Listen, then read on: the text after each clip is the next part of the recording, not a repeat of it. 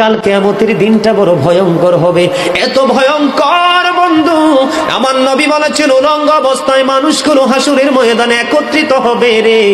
ও বন্ধু, প্রত্যেকের কবর থেকে ওই হাসুরের ময়দানটা কমপক্ষে 50,000 বছরের রাস্তা হবে রে বন্ধু। এই জন্য নবী যখন মেরাজের রজনীতে বোরাক দেখেছিল, আমার নবীকে আল্লাহ দাওয়াত দিয়েছে, বোরাক দেখে আমার নবী এত ক্রন্দন করেছিল, মনে হয়েছিল যেন আমার নবীর চক্ষু মুবারক দুইটা ঝর্ণা হয়ে গেছে। রে যুবক, কাল কিয়ামতের দিন ঘাম এত ঘামবে রে, কেউ মাজা পর্যন্ত, কেউ নাভি পর্যন্ত, কেউ বা আবার পুরো শরীর বন্ধু ঘামের নিচে ডুবে থাকবে, আবার মাথার মগজ টকবক টকবক করে উতরাইতে থাকবে রে।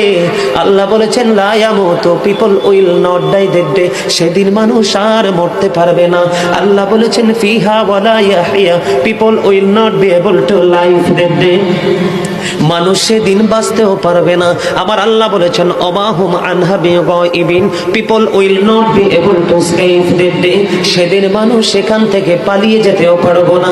রে দুর্গাপুরের যুবক, হাদিস শরীফের মধ্যে এসেছে কাল কিয়ামতের দিন আল্লাহর আরশের ছায়া ছাড়া কোনো ছায়া থাকবে না। ওই কাল কিয়ামতের দিন এই দুর্গাপুরের যুবকগুলো চাইয়া দেখেন চাতক পাখির মতো বসে আছে। আমার কাছে এত সুন্দর লাগে রে যুবক, আমার হৃদয়টা ঠান্ডা হয়ে গেছে, কলিজা ছুঁয়ে গেছে তোমাদের উপস্থিতি এবং মনোযোগ।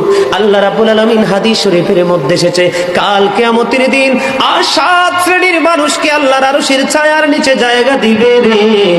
এর মধ্যে বিশাল একটা টিম থাকবে পৃথিবীর যুবকেরা। জোরে জোরে সুবহানাল্লাহ।